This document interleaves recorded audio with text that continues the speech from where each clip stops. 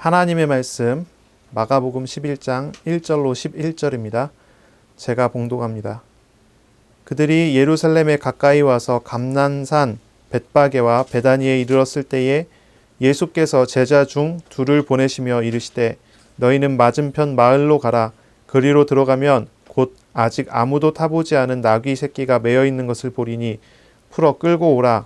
만일 누가 너희에게 왜 이렇게 하느냐 묻거든 주가 쓰시겠다 하라. 그리하면 즉시 이리로 보내리라 하시니 제자들이 가서 본즉 나귀 새끼가 문 앞 거리에 매여 있는지라. 그것을 푸니 거기 서 있는 사람 중 어떤 이들이 이르되 나귀 새끼를 풀어 무엇 하려느냐 하매 제자들이 예수께서 이르신 대로 말한대 이에 허락하는지라. 나귀 새끼를 예수께로 끌고 와서 자기들의 겉옷을 그 위에 얹어 놓으며 예수께서 타시니 많은 사람들은 자기들의 겉옷을 또 다른 이들은 들에서 벤 나뭇가지를 길에 펴며 앞에서 가고 뒤에서 따르는 자들이 소리 지르되 호산나 찬송하리로다. 주의 이름으로 오시는 이여 찬송하리로다. 오는 우리 조상 다윗의 나라에 달하여 가장 높은 곳에서 호산나 하더라. 예수께서 예루살렘에 이르러 성전에 들어가사 모든 것을 둘러보시고 때가 이미 저물매 12 제자를 데리시고 베다니에 나가시니라. 아멘. 오늘 말씀은 마가복음 11장 1절로 11절입니다. 이 말씀을 통해서 우리가 하나님의 말씀을 함께 나누겠습니다. 종려주일이라고 합니다. 종려주일은 부활주일 일주일 전 주일을 이야기를 하고요. 이거는 이제 예수님께서 잡히시고 십자가에 죽으시는 그 주간에 그 한 주간 전에 예수님께서 예루살렘에 들어가시는 장면에서 나오는 것입니다. 예수님께서 예루살렘에 들어가실 때 나귀 새끼를 타고 이제 들어가시지요. 그때 사람들이 종려나무 가지를 흔들면서 또 그것을 바닥에 깔고서 그것을 이제 밟고 걸어가게 하시면서 거기서 호산나 다윗의 자손이여 주의 이름으로 오시는 이여 찬송한다 뭐 이렇게 외쳤던 바로 그것입니다. 예수님께서 예루살렘으로 입성하시는 것, 종려나무 가지를 흔들고 그것을 바닥에 깔았습니다. 그래서 그것을 우리가 종려주일이라고 기념을 하고 바로 이 종려주일 이후에 일주일간을 고난주간이라고 합니다. 예수님께서 고난당하신 것을 이렇게 바라보고요. 그리고 그 이후에 주일이죠. 다음 주 주일날 그게 됩니다. 다음 주 주일날은 이제 부활주일이라고 하는 그런 주간으로 드리게 되겠지요. 종려주일이라고 하면은 종려나무 가지가 뭐냐 이렇게 질문을 하게 되는데 이거는 이제 대추야자나무 그 중동 지방에 있는 대추야자나무를 이야기를 해요. 이 나무는 이제 크기가 한 3m에서 7m 정도로 크는 그런 나무고 이거는 이제 초막절 행사에 이스라엘의 3대 절기가 있죠. 유월절, 초막절, 장막절이 있어요. 그 중에 이제 초막절 절기에 사용되어지는 그런 나뭇가지예요. 이때는 매일마다 회당 앞에서 종려나뭇가지를 매일매일 흔들어요. 그런 이제 풍습이 있는 것입니다. 다른 의미로는 이 종려나무 자체는요, 승리를 상징합니다. 이겼다는 것입니다.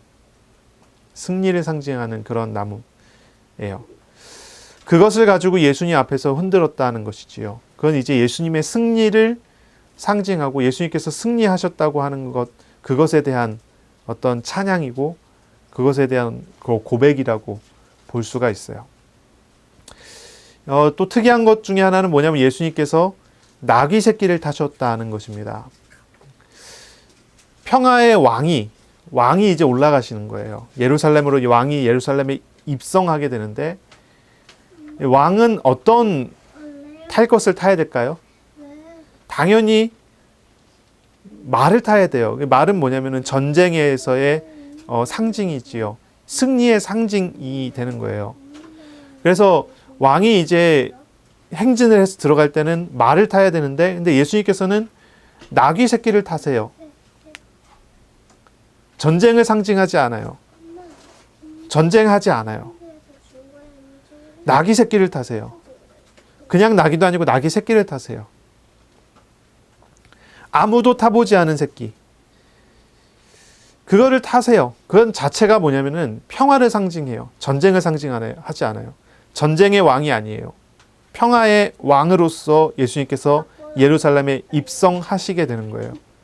그때 사람들은 외칩니다. 호산나라고 외칩니다.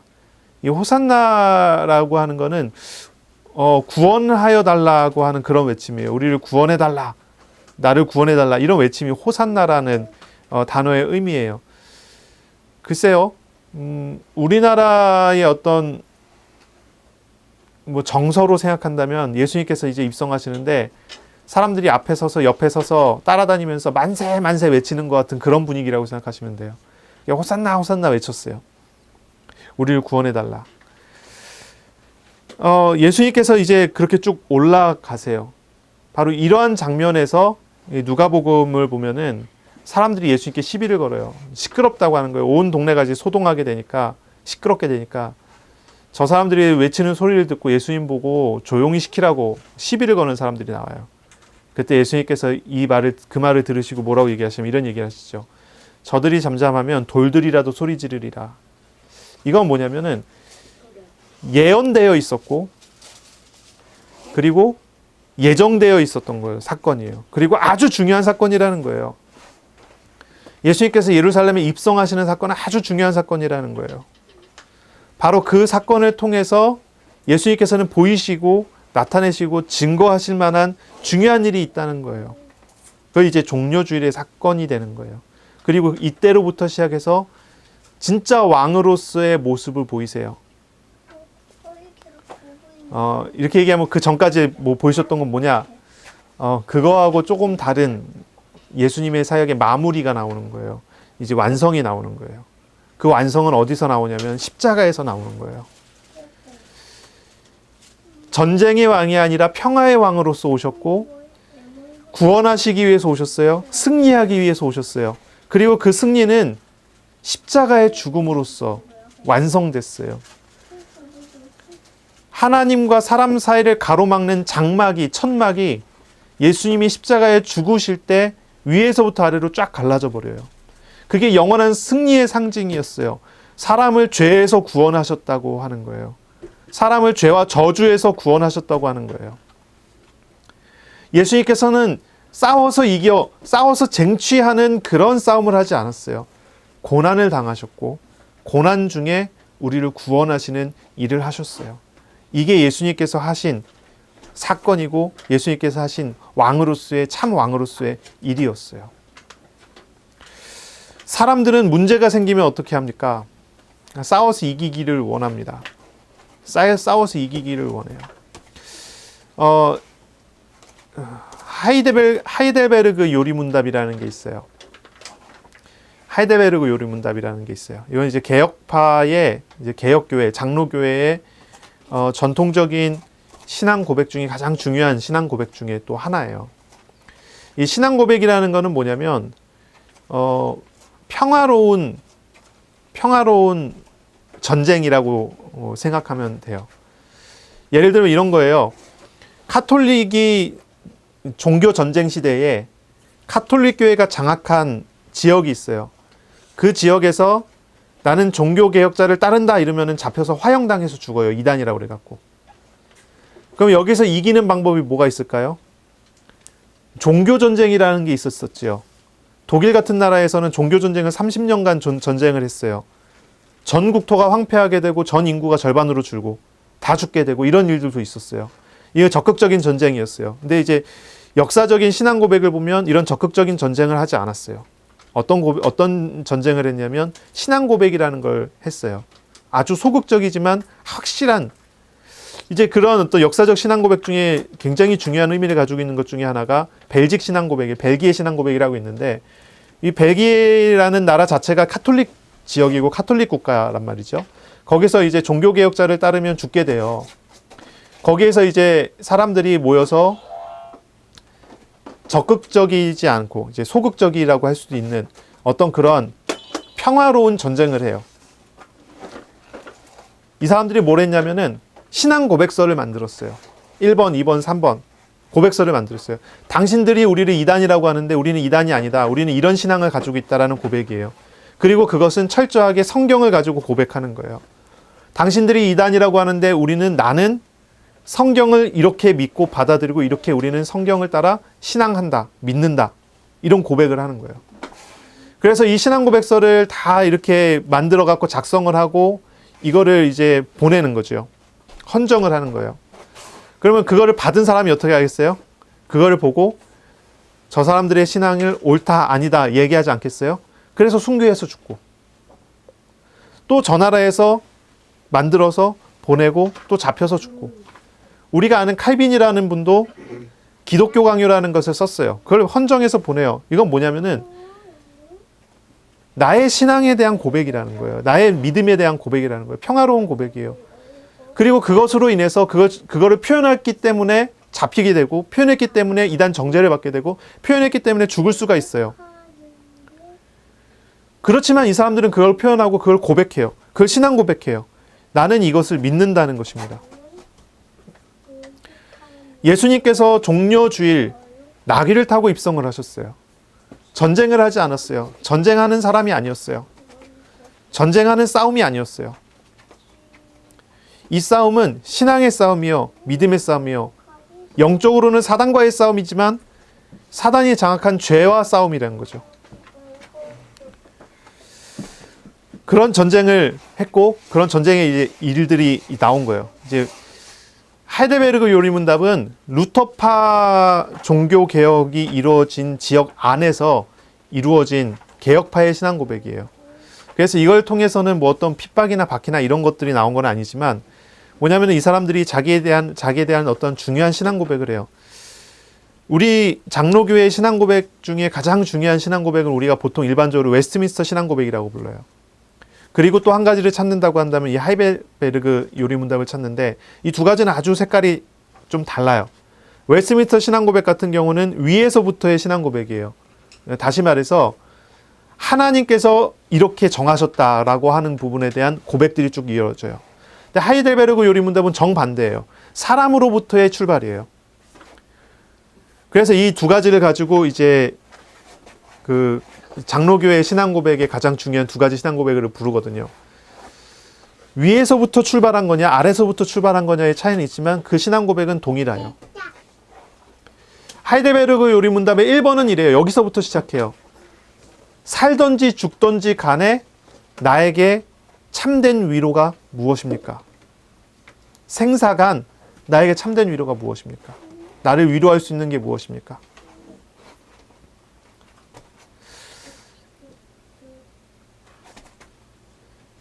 웨스트민스터 신앙고백의 소유리 문답에서는 1번이 이거거든요. 인생의 제일 되는 목적이 무엇입니까? 하나님께 영광 돌리는 것입니다. 이렇게 나와요. 위에서부터 출발을 해요. 하이델베르그는 반대예요. 밑에서 올라가요. 나에게 내가 살든지 죽든지 간에 나를 위로하는 것이 무엇이냐? 여러분을 위로하는 것이 무엇입니까? 살든지 죽든지 간에 여러분을 진짜로 위로하는 게 무엇입니까? 여러분이 지금 심각한 문제를 만나고 있단 말이죠. 그 문제 속에서 여러분을 위로하는 게 무엇이에요? 인간관계 갈등이 심각하게 왔어요. 그걸 위로하는 게 무엇이겠습니까? 그걸 뭘로 위로하겠습니까? 대부분의 사람들은 갈등에 대한 위로는 갈등을 해소하는 거라고 얘기하지 않겠어요? 경제적인 위기를 만났을 때 나를 위로하는 건 돈 버는 거 아니겠어요? 돈이 오는 거 아니겠어요? 로또가 되는 거 아니겠어요? 대부분의 사람들의 위로는 그런 것이에요. 그런데 이 하이델베르그 요리문답에 성경적인 어떤 그 성경 안에서 성경을 보면서 찾아낸 이 원리, 내가 믿는 이 고백에서는 장로교의 신앙 고백에서는 뭐라고 얘기하냐면 내가 살든지 죽든지 간에 나에게 참된 위로가 되는 것은 무엇이냐?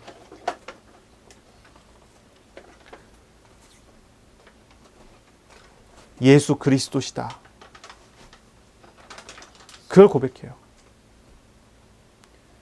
자기를 부인하고 내가 아니에요. 그 위로는 내 안에 있지 않아요.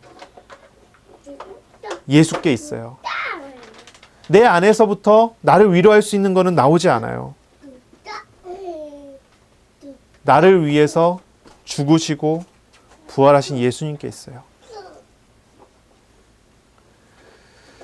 그렇게 신앙 고백을 하게 돼요. 우리가 종려주일이라고 그랬거든요. 종려주일은 무엇입니까? 평화의 왕이 예루살렘에 입성하시는 거예요. 십자가에 달리시기 위해서.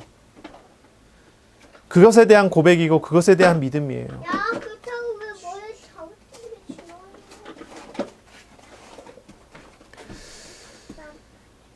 여기서 우리는 이런 질문을 하는 거예요. 나에게 참된 위로가 어디에 있을까? 어디에 있습니까? 무엇이 있습니까? 사람들이 다 문제가 많아요.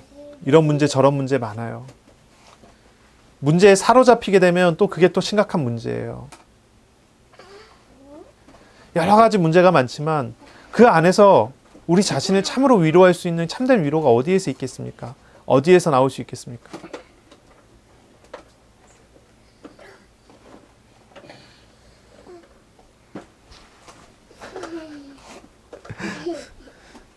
저리 가세요. 저리 가세요. 저리 가. 안 돼, 안 돼. 저리 가. 우리에게 있는 참된 위로는 돈에서 찾을 수 있겠어요? 사람에게서 찾을 수 있을까요? 환경에서 찾을 수 있겠습니까?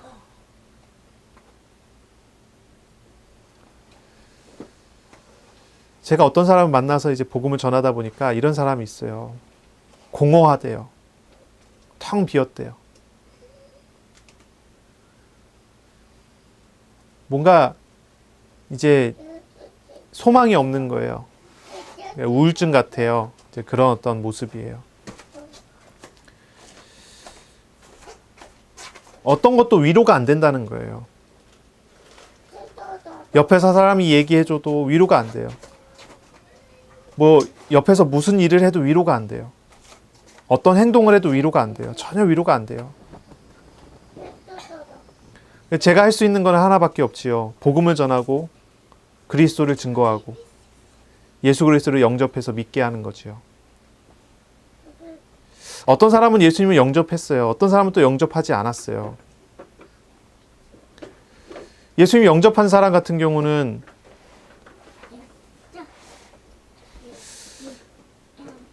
그런 얘기를 하는 사람이 있었어요. 아무것도 상황이 달라지지 않았는데 이상하게 위로가 된대요.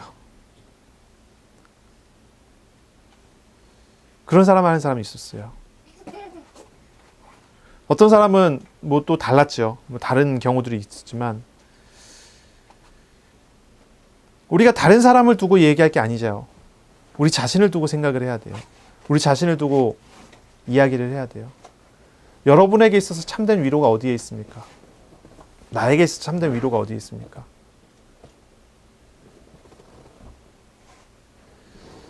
무엇이 나를 위로할 수 있어요? 무엇이 나를 편안하게 해줄 수 있을까요? 오랜 시간 동안 고질적으로 나를 괴롭히는 문제가 있어요. 그 문제 앞에서 여러분은 무엇을 하겠습니까? 그런 문제 앞에서 여러분은 어떻게 이겨내고 어떻게 위로를 받으시겠습니까? 문제를 해결하면 위로가 될까요? 참으로 창조자이시고 구원자이신 예수 그리스도를 만나서 그분으로 인하여 우리의 마음이 채워지면 위로가 될 줄로 믿습니다. 예수 그리스도를 믿어야지요. 그리스도 앞에 우리가 서고 나오고 인도받아야 되지 않겠습니까?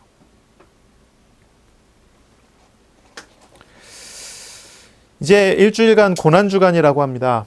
어떤 사람은 고난주간이기 때문에 특별히 이번 주간에는 내가 새벽 기도를 하겠다. 어떤 분은 고난주간이기 때문에 이번 주간에는 한 끼씩 금식을 하겠다. 저녁 금식을 한다. 아침 금식을 한다. 예수님의 고난에 동참해서 내가 그런 어떤 그런 고난에 동참된 그런 삶을 살겠다. 제가 여러 사람들을 이제 만나는 중에 그런 경우들이 참 많아요. 여러분, 고난 주간에 무엇 하시겠습니까? 가장 우선, 저는 이렇게 생각합니다. 가장 우선적이고 가장 중요한 부분. 고난 주간에 우리가 붙잡아야 될 것, 우리가 찾아가야 될 것은 내가 함께 고난을 받는다가 아니라 그 고난의 참된 의미를 알고 그 의미에 동참되는 것입니다. 예수님의 죽으심은 나를 살리는 하나님의 방법이지요. 싸우지 않고 승리하는 하나님의 능력이고요. 우리를 참으로 위로하시는 하나님의 놀라우신 은혜입니다. 그리스도께서 고난 당하셔서 십자가에 죽으셨기 때문에 우리가 구원을 받았습니다. 그리스도께서 십자가에 죽으시는 그 일 때문에 이제 우리가 그 하나님과 함께하게 되는 은혜를 누리게 됐고 하나님과 동행하는 그런 삶을 살게 됐습니다. 우리가 예수 그리스도와 함께하는 사람으로서 지금 나아왔고 지금 우리가 나아가게 되는 것이요. 고난의 참된 의미를 아는 것, 그거는요 어떤 것보다도 우리가 갈라디아 2장 20절 말씀과 같이 되는 것입니다. 나 자신을 죄에 대하여 날마다 죽이는 일을 하는 것입니다. 금식해도 괜찮아요. 근데 금식이 단순히 내 육신을 쳐서 복종시키는 능력이라든지 아니면은 그것이 이제 다른 의미가 되면 곤란하죠.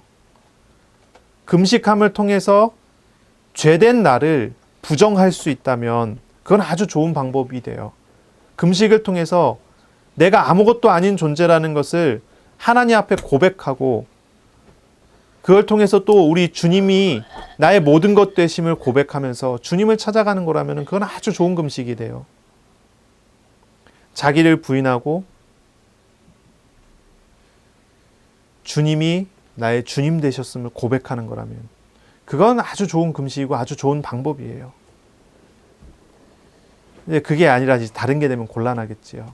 뭐 예를 들어 뭐 고난을 통해서 아니면 금식을 통해서 어떤 그런 내용을 통해서 어떤 응답을 받겠다든지 뭐 이렇게 된다면 좀 곤란하겠죠. 이제 하이델베르그 요리문답 1번을 이야기를 하는데 참된 위로가 어디에 있는가? 저는요. 고난 주간에 우리가 붙잡아야 되는 가장 중요한 게 그것이라고 보는 것입니다.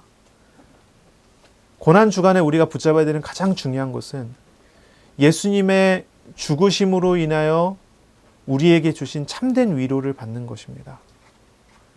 주님과 동행하는 한 주간이 되고 우리 주님 안에서 참된 위로를 받는 그런 한 주간이 되는 거예요. 그러니 우리는 말씀을 보면서 묵상하고 우리 주님과 인격적이고 참된 교제가 되어질 수 있는 그런 시간이 되도록 기도하는 시간들이 돼야 되겠지요. 우리 교회는 기도하라 소리를 별로 안 하다 보니까 사람들이 참 기도를 많이 안 하는 것 같아요. 이번 주간은 제가 강하게 권유하고 싶어요. 정말로 기도하세요. 기도하세요. 우리 주님을 찾으세요. 주님과 함께하는 사람이 주님과 함께하는 사람다운 삶을 살으세요. 내가 어디에서 위로를 받겠습니까? 고난당하신 주님으로 말미암아 우리가 참된 위로 속에 들어온 거예요. 고난당하시는 우리 주님으로 말미암아 내가 참된 위로를 받게 된 거예요. 그러니 주님을 찾고 그 안에서 주님과 교제하고 주님 안에 있음으로써 행복하고 편안한 그런 삶을 사세요. 그것이 우리에게 가장 중요하지 않겠습니까? 그것이 가장 중요한 방법이지 않겠습니까? 한 20년 전에 굉장히 경제적으로 어려웠을 때가 있었죠. 그때는 다 어려웠어요. IMF 때니까 한국 사람들 다 어려웠죠. 아시아가 전체가 다 어려웠죠. 아시아 금융위기였어요. 그때 다 없었어요. 그때 우리나라에 자살, 몇 초에 한 명씩 자살한다고 그랬었지요. 부도나고 자살하고 죽고 하여튼 나라가 엉망진창이었어요. 전체 다 그랬어요. 우리 집도 저도 마찬가지였어요. 어려웠어요. 다 어려웠어요. 어려운 상황. 그런데 저는 그렇게 어려운 것이 어렵게 느껴지지 않았어요. 그 당시에는. 지금 돌아보니까 하나님은 은혜예요. 경제적으로 어려움이 피해갔느냐? 그건 아니에요. 아무것도 없었는데 하나님께서 늘 때마다 채우셨어요. 그게 놀라운 은혜였어요. 필요한 것마다 하나님께서 만들어 주셨어요. 필요할 때마다 하나님께서 이끌어 주셨어요.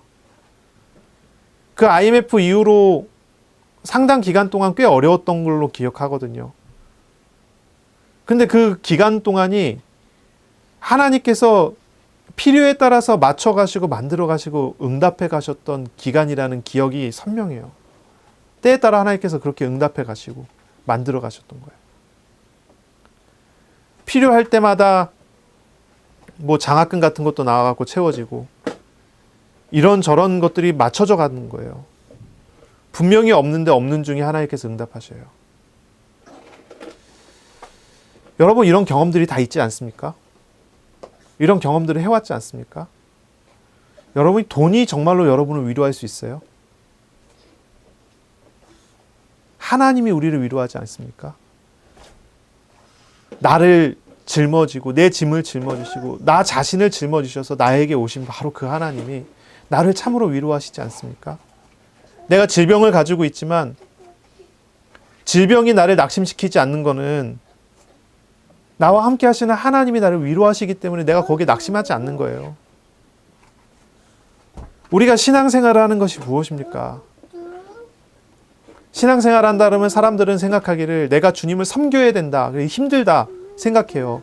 내가 재물도 많지 않은데 가지고 있는 돈도 많지 않은데 여기서 뛰어서 하나님을 섬겨야 되고 하나님께 헌신해야 되고 그래서 신앙생활 뭐 대충 하고 가라로 하고 뭐 인간관계 하기 위해서 교회 나가고 이런 사람들은 좀 다르겠지만 신앙생활 진짜 제대로 하려고 하는 사람들은 신앙생활 이야기하면요 부담스러워하는 사람 많아요.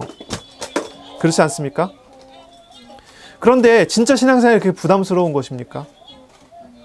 저는 하나님과 동행하는 삶을 살아가면서 예수 그리스도를 영접한 이후부터 지금까지 생각해 보면요 놀라운 은혜라고 생각해요. 하나님이 나를 얼마나 이끌어 오시고 나를 만들어 가시고 나를 위로하시는지 알게 돼요. 내가 주님을 섬기는 게 아니라 주님이 나를 짊어지셨구나. 이것이 나를 얼마나 평안하게 만드는지 몰라요. 하나님이 나를 세워가세요. 하나님이 나를 이끌어 가세요. 내가 나의 갈 길을 알지를 못하지만 하나님께서는 나를 아셔서 나보다 나를 더 잘 아셔서 나를 위한 준비된 길을 만드시고 나를 위해 준비된 과정을 걸어가게 하세요. 종려나무 가지를 흔들었던 사람들이 나중에 예수님을 십자가에 못 박으라고 외치는 사람들이 됐어요. 이 사람들은 종려나무 가지를 흔들면서 승리를 외쳤던 사람들인데 이 사람들은 다 패배자가 돼버렸어요. 많은 사람들이 예수님을 믿으면서요, 신앙생활 하면서요, 주님께 영광 돌린다고 그러고 주님을 위한다고 하던 그런 사람들이 싸우지 않고 전쟁하지 않으니까 예수님을 버려버리는 거예요. 그런 그런 경우들이 많더라고요. 내가 기도한 대로 돼야 되고 내가 기도한 대로 돼줘야 되는데 하나님께서는 내가 기도한 대로 되게 하시기보다는 나의 기도를 내려놓기를 원하시고 나를 버리길 원하시니까 이게 안 맞는 거예요. 그 결국은 바뀌어지는 거예요. 사람들이 왜 신앙생활하다 낙심해서 교회를 떠납니까? 제가 보니까 그렇더라고요. 잘 돼야 되는데 안 되니까. 예수 믿으면 돈도 더 잘 벌고 예수 믿으면 뭐가 더 잘 돼야 되는데 그게 안 되니까 이제 낙심하는 거예요. 예수 믿은 사람은 도덕적으로도 더 좋아야 되는데 예수 믿는 사람 가만히 보니까 도덕적으로 더 좋지 않단 말이죠. 그래서 실망하는 거예요. 내가 하는 것입니까? 내가 신앙생활을 해야 된다고 생각해요. 전쟁해야 돼요. 내가 싸워야 됩니까? 우리 주님께서는 싸우는 것이 아니에요. 싸우지 않고 승리하는 길을 주셨고 싸우지 않고 승리하는 비밀을 주셨어요. 우리 주님께서 우리를 짊어지고 주님께서 싸우시겠다고 하는 거예요. 온 이스라엘 백성이 출애굽한 이후에 홍해 앞바다에 딱 섰어요. 홍해 앞바다. 이 홍해가 레드시든 리드시든 이게 갈대밭이든 갈대바다든 아니면 그냥 빨간 바다든 이거에 대해서는 뭐 좀 얘기가 있지만 중요한 건 그거예요. 어쨌든 홍해 바다 앞에서 이스라엘 사람들이 하나님을 원망하기 시작해요. 우리를 죽이려고 여기를 데리고 왔느냐. 뒤에서는 이집트 애국 군사들이 쫓아와요. 그걸 바라보면서 이제 이야기하는 거예요. 이스라엘 사람들은 하나님이 우리를 이렇게 이끌고 오셨는데 이제 우리가 죽게 됐다고 하니까 낙심하고 실망해갖고 막 난리가 난 거죠. 그런 상황인 거예요. 문제가 왔는데 문제를 해결해야 되는데 어떻게 해결할 길이 없는 거예요. 낙심하고 실망하고 여기서 많이 떠나는 거죠. 그런데 모세가 나와서 이야기하지 않습니까? 모세가 나와서 외치잖아요. 너희는 가만히 서서 오늘날 너희를 위하여 행하시는 하나님의 구원을 바라. 외치고 나가지 않습니까? 하나님께서 밤새 동풍을 불어서 홍해 바다를 마른 땅이 되게 해서 거기 건너게 하시잖아요. 그리고 뒤에 따라오던 애굽 군사들은 같이 따라서 바다로 들어왔다가 물에 다 수장돼서 죽어버리잖아요. 뭐해? 그때 이스라엘이 하나님을 찬양하잖아요. 하나님께 영광 돌리면서 찬양하잖아요. 모세가 노래를 부르잖아요. 모세의 노래에 따라서 이스라엘이 같이 노래를 부르죠. 미리암도 노래를 부르고 같이 노래를 부르지 않습니까? 내가 주를 찬송하리 높고 영화로우신 주 말과 적군을 죽이셨네. 외치잖아요. 주님이 싸우셔요. 나는 주님을 의지하고 믿고 나아가요. 하나님의 응답이 그렇게 왔어요. 하나님의 역사가 그렇게 나타났어요. 우리를 참으로 위로할 수 있는 게 무엇입니까? 내가 어디에 위로를 받아야 되고 내가 무엇을 따라가야 합니까? 참으로 승리하신 주님을 따르는 것이고 참으로 승리하신 주님이시기에 우리가 주님으로 위로를 받게 되는 것 아니겠습니까?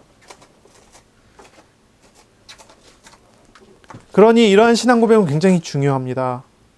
내가 그리스도와 함께 십자가에 못 박혔나니 죄에 대해서는 이제 나는 과거의 사람이 됐어요. 죽어버린 거예요. 이제 내가 산 것은 현재와 미래는 달라졌어요. 이제 내가 산 것은 내가 산 것이 아니요 내 안에 그리스도께서 예수께서 사신 것이라. 과거에는 내가 내 것을 가지고 내 생각을 가지고 내 마음을 가지고 내 것을 가지고 살아갔지만 이제 나는 예수 그리스도를 따라 주님과 함께 살아가는 사람이 됐어요. 바뀌었죠. 변화됐어요.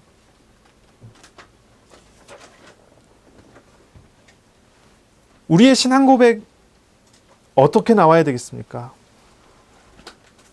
무엇을 가지고 우리는 신앙 고백을 하고 어떻게 우리는 신앙 생활을 해야 되겠습니까? 여러분은 싸우시기를 원하십니까?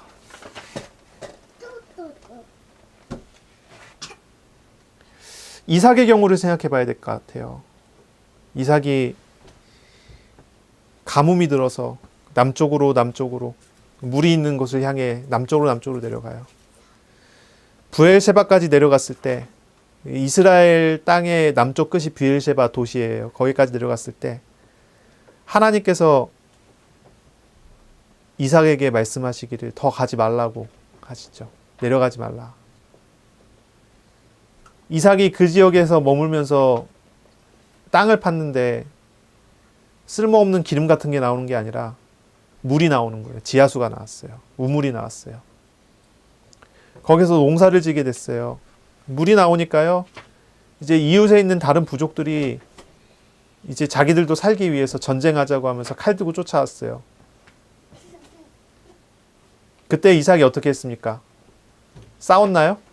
안 그랬죠. 양보하고 그래 너네 가져라 그리고 줘버리고 다른 지역으로 옮겼어요.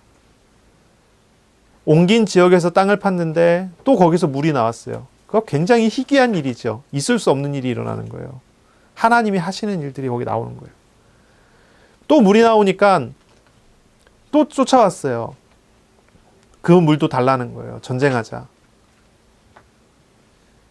그때 이삭이 또 그것도 양보하고 또 옮겨가지 않습니까? 넓은 지경으로 갔어요. 그 전에 좀 땅이 좁았나 보지요? 넓은 지경으로 갔어요. 거기서 땅을 파서 우물이 나왔는데 성경의 기록에 따르니까 샘의 근원을 얻었더라. 근원이라고 이야기할 만큼 넓은 땅에 많은 물을 얻은 거예요. 그러니 이제 옆에서 계속 이렇게 따라다니면서 전쟁하자고 하던 사람들이요, 그 과정을 보면서 하나님이 도우시는 것을 경험한 것 같아요. 그거를 얼핏 본 것 같아요. 이 사람들이 이제는 찾아와서 뭐라고 하냐면, 우리가 지금까지 너네가 판 우물을 뺏었는데 그것에 대해서 보상을 해줄 테니까 당신이 우리를 침략하지 않겠다고 약속해달라. 당신이 믿는 하나님이 우리를 치지 않도록 기도해달라. 그런 의미로 이야기한 것 같아요. 그렇게 얘기를 해요. 그래서 화친을 맺어요. 그리고 그 땅에서 농사를 졌더니 어떻게 됩니까? 100배의 결실을 얻었더라. 농사는 1년 먹을 양식을 위해서 농사를 짓죠. 100년 것이 나왔다는 거예요. 100년의 열매. 오랫동안 농사를 짓지 않았으니까요. 오랫동안 농사를 짓지 않았으니까 땅이 얼마나 기름졌겠습니까? 그것도 넓은 지경. 우리가 이해할 만하지요. 싸우지 않고 이겼어요. 예수님께서 싸우지 않고 승리하셨어요. 스스로 고난을 당하셨어요. 죽임을 당하셨어요. 그래서 우리에게 싸우지 않고 승리를 우리에게 선물로 주셨어요. 종려나무 가지를 흔들었어요. 그리고 흔든 사람들은 예수님을 잡아 죽이도록 외치던 사람으로 변했어요. 예수님을 환영하던 사람들이 예수님을 죽이라고 외치는 사람이 됐어요. 하지만 그들이 흔들었었던 종려나무 가지의 의미, 참 승리라고 하는 그 의미는요, 예수님께 합당한 고백이에요. 합당한 신앙 고백이에요. 우리는 참으로 종려나무 가지를 흔드는 사람이 돼야 되겠어요. 참 승리가 그리스도 안에서 우리에게 왔기 때문에 그래요. 여러분은 어떻게 신앙생활 하십니까? 싸우면서 나가십니까? 기도하면서 응답을 쟁취하려고 하십니까? 여러분 기도 제목이 있으신가요?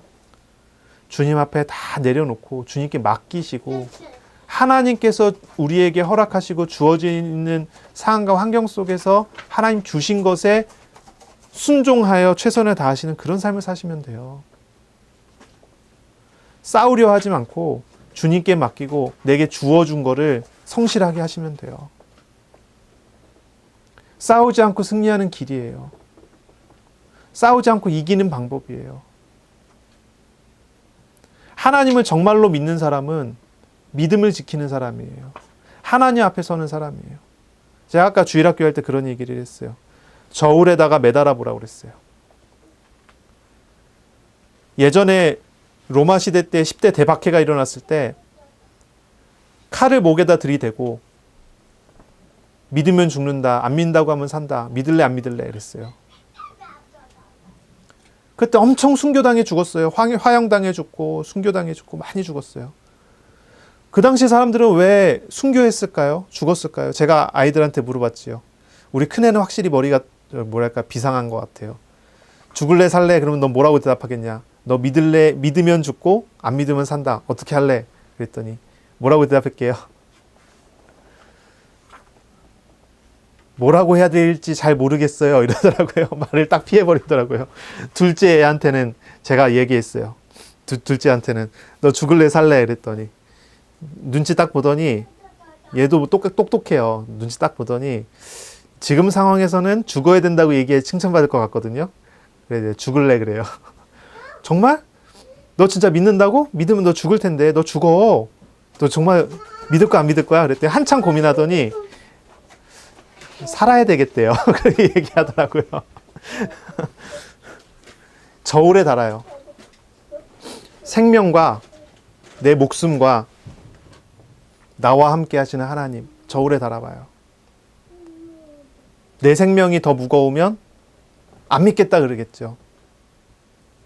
하나님이 훨씬 더 무거우면 차라리 죽겠다고 하겠죠. 인생을 살면요, 길어야 120년 정도 되는 것 같아요.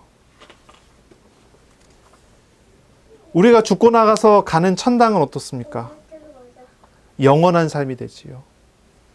무게를 달아보세요. 어떤 게 무겁겠습니까?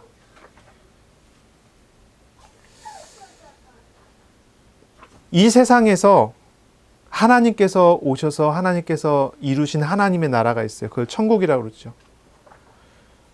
하나님께서 믿는 자에게 천국을 주셨어요. 내 안에는 천국이 있어요. 이 천국의 무게가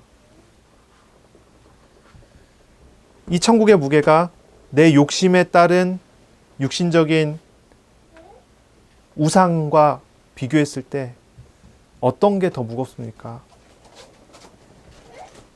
그게 우리 자신의 모습이고 모양이에요. 우리가 신앙생활을 하게 되는데 우리의 신앙생활에 있어서 정말로 중요한 것들은 어디서 나옵니까? 아이고, 얘들이 자꾸 오늘 왜 이러나. 네, 놓쳤네요. 어디까지 얘기했죠? 우리 신앙생활에 있어 정말 중요한 건 어디에 있냐 그랬죠? 어디에 있습니까? 나를 짊어지시고 참된 승리를 주시는 하나님께 있습니다. 믿으십니까? 정말로 주님을 바라보세요. 주님 안에 있는 참된 위로를 받으시기를 바랍니다. 기도하겠습니다. 하나님께 감사합니다. 연약한 우리를 사랑하셔서 우리 가운데 오시고 우리를 구원하시고 우리에게 생명 주시니 감사합니다. 우리 안에 허락하신 참 생명을 하나님, 우리 안에 오신 참 주님을 믿는 믿음으로 살게 하여 주옵소서. 종려주일에 고난받으시는 예수님을 바라보며 낙이 타고 오시는 예수님 바라보며 종려나무 가지를 흔들었던 것처럼 주님, 우리들 주님의 고난과 십자가를 바라보며 참 승리의 외침을 하기를 원합니다. 싸우지 않고 승리하시는 주님의 싸움을 보게 하시고 우리를 위해 승리를 선포하신 하나님의 선포를 보게 하여 주옵소서. 육신의 것, 죄악된 것들을 이제 주님 앞에 다 내려놓게 하시고 우리 주님 한 분만을 믿고 의지하는 믿음으로 살 수 있도록 은혜 내려 주옵소서. 예수 그리스도 이름으로 감사하며 기도합니다. 아멘.